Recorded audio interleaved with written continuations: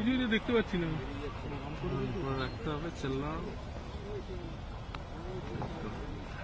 এই তো আসবে আসবে আসবে আসবে।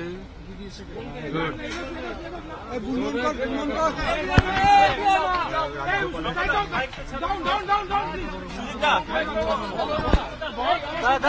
মাইক দাও দাও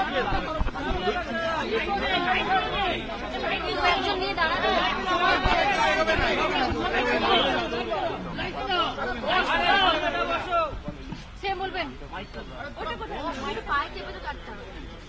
দাদা দাদা দাদা দাদা দাদা দাদা এখানে এলাম, আমারও মনে হচ্ছে একটু জ্বর আসছে এবং গা গুলোচ্ছে, কারণ কঙ্কাশন তো হয়েছে এবং অনেকটা ফুলেও আছে। আমি সেই জন্য বেশিক্ষণ টাইম দেব না। আমার সাথে সুপ্রিম কোর্টের ভার্ডিক্ট অনুযায়ী আমার সাথে অনারেবল গভর্নরের মিটিং ভালোভাবে হয়েছে, সৌজন্যমূলকভাবে আমরা টোটালটাই ডিসকাস করেছি এবং 26 তারিখে আমি আবার আসবো, আবার দেখা হবে।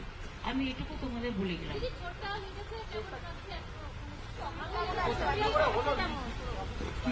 আমি জানি না, একটা কোনো গাড়ি আমরা দেখতে পাইনি, গাড়িটাকে আমরা বেরোচ্ছিলাম, ধরো আমরা একটা গড়ি দিয়ে বেরোচ্ছি তো, আর ওই গাড়িটা প্রায় 200 স্পিডে যাচ্ছিল, যেতে যেতে মানে আমাকে গাড়িটা প্রায় ড্যাশই করে দিত এবং গাড়ি মানে পুরো মরেই যেতাম ওখানে। ওখানে আমার যে ড্রাইভার ছিল পুলিশের, আমার যে ড্রাইভ করছিল সে, কারণ আমাদের তো হেলিকপ্টারে আসার কথা ছিল, আমরা আসেনি ওয়েদারের জন্য, ও সঙ্গে সঙ্গে ব্রেকটা কষে এবং বুদ্ধিমানের কাজ করে ব্রেকটা কেসেছে। ব্রেকটা যখন কষেছে আমার পুরো ড্যাশবোর্ডটা এসে মাথায় লেগেছে, আর তখন একটা কনকাশন হয়েছে এবং কিছুটা রক্তও পড়েছে এবং কিছু ফুলেও আছে। এখন যখন সারা মাথাটা পেন হচ্ছে, তাই নিয়ে আমি কাজ করে গেলাম। এখন কথা হচ্ছে যে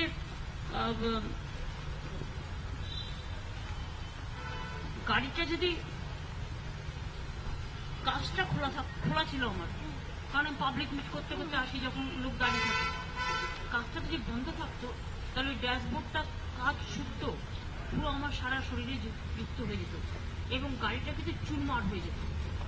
ওই ব্রেকটা কেসেছিল বলে কোনো রকম অ্যাক্সিডেন্টের জন্য হয়তো বলতে পারো মানুষের আশীর্বাদে বেঁচেছি। এখন আমার মাথাটা ভীষণ টনটন করছে, যন্ত্রণা করছে, আমি ওষুধ খেয়েছি, কিন্তু আমার ভীষণ ঠান্ডা লাগছে এবং গাউন বমি করছে, তাই আমি একটু বাড়ি যাচ্ছি। না না, আমি হসপিটাল এখন যাচ্ছি না। না এগুলো দেখো অনেকে অনেক সময় মিসইউজও করে কারো কারো গাড়ি বলে। এগুলো তোমরা তো দেখেছো বিএসএফ এর ড্রেস পরে আমার বাড়ি চলে গেছিল। আমার মনে হয় এটা পুলিশ ইনভেস্টিগেশন করুক, মানে law will take its own course. Police investigation করে দেখুক, আমি এক্ষুনি কোনো কথা বলতে চাই না।